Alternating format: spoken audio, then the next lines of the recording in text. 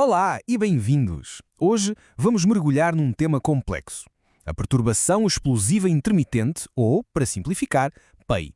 E atenção, isto não é sobre ter um mau feitio ou um dia mau. Estamos a falar de uma condição clínica a sério, que mexe com algo fundamental: o controlo dos nossos impulsos. A ideia é percebermos, juntos, o que é que se passa por detrás daquelas explosões de raiva que, por vezes, são tão difíceis de compreender. Então, a grande questão que nos vai guiar nesta análise é esta.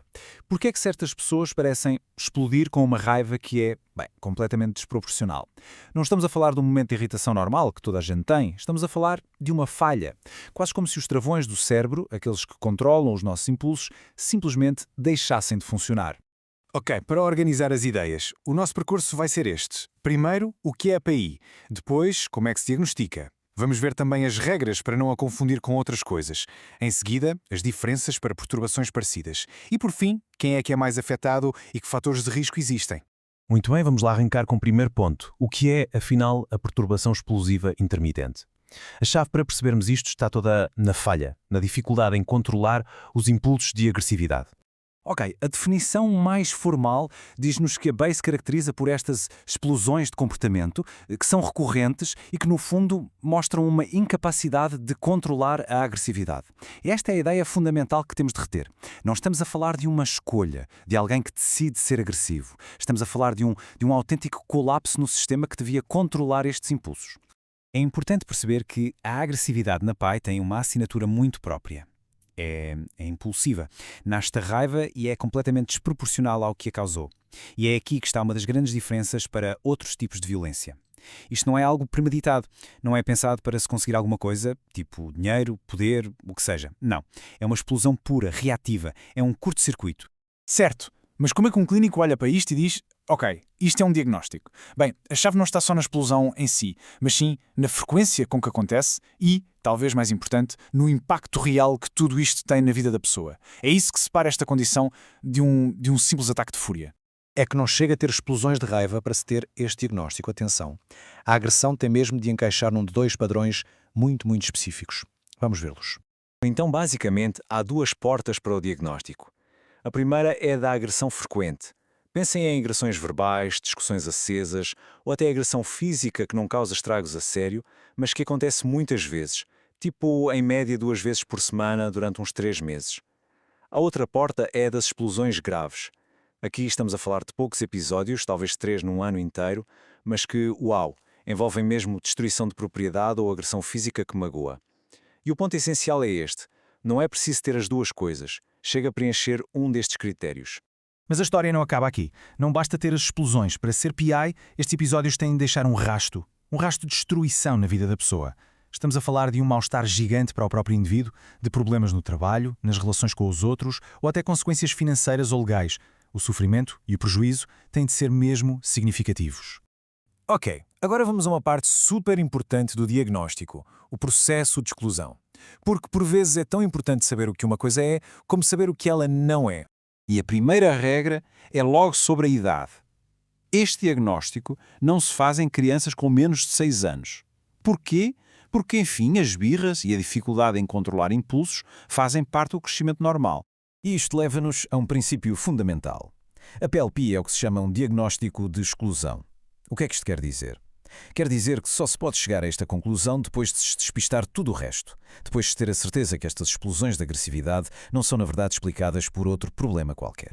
E que outros problemas são esses? Bem, a lista é longa. Podem ser outras perturbações mentais, por exemplo, a perturbação bipolar ou a antissocial. Pode ser uma condição médica, imaginem um traumatismo craniano. Ou pode ser simplesmente o efeito de uma substância, seja uma droga, álcool ou até um medicamento. Tudo isto tem de ser posto de parte primeiro.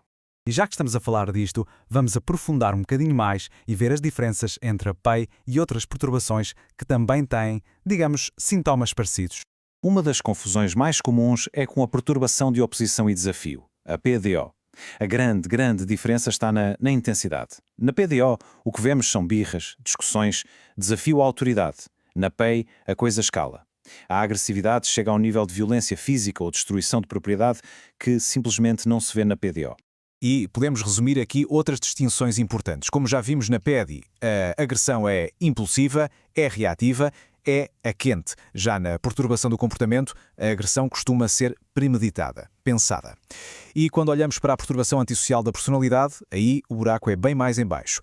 Não se trata só das explosões, mas de um padrão geral de desrespeito pelos direitos dos outros. Muito bem. Para terminar, vamos olhar para os números e para o perfil. Quem é que sofre mais com esta perturbação? E o que é que a ciência nos diz sobre as suas causas? Os estudos apontam para uma prevalência de cerca de 2,7% ao longo de um ano. Agora, 2,7% pode não parecer um número gigante, mas se pensarmos na população total, estamos a falar de milhões de pessoas a lidar com esta dificuldade no seu dia-a-dia.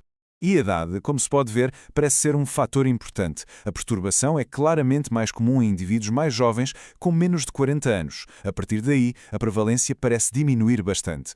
Normalmente, os primeiros sinais começam a aparecer ali no final da infância ou durante a adolescência. E, infelizmente, isto não é só uma fase. Para muitas pessoas, a PI pode tornar-se crónica, uma condição que persiste durante anos e anos, com um impacto brutal na vida. Mas então, quais são as causas? Bem, parece ser uma combinação de coisas. Por um lado, temos os fatores ambientais. Sabe-se que um historial de trauma, seja físico ou emocional, especialmente nas primeiras 2 décadas de vida, é um fator de risco enorme. Depois já há a parte genética e fisiológica. Ter familiares diretos com PI aumenta o risco. E há também estudos que apontam para possíveis anomalias no sistema da serotonina no cérebro, que é crucial para regular o humor. E se quiséssemos mesmo resumir a essência de tudo o que falamos, esta frase do Manual de Diagnóstico diz tudo. A magnitude da agressividade expressa é muito desproporcional em relação à provocação. É isto, é este desfazamento gigante quase absurdo entre o gatilho e a reação que define a perturbação explosiva intermitente. E terminamos com uma reflexão final. Perceber um diagnóstico como este é um passo de gigante. Mas é só o começo, porque a pergunta que fica no ar, e que é talvez a mais importante de todas, é: e agora? Agora que se compreende o problema, que caminhos se abrem? Como é que se pode ajudar? E que esperança existe para uma vida com mais controlo e, acima de tudo, com menos sofrimento?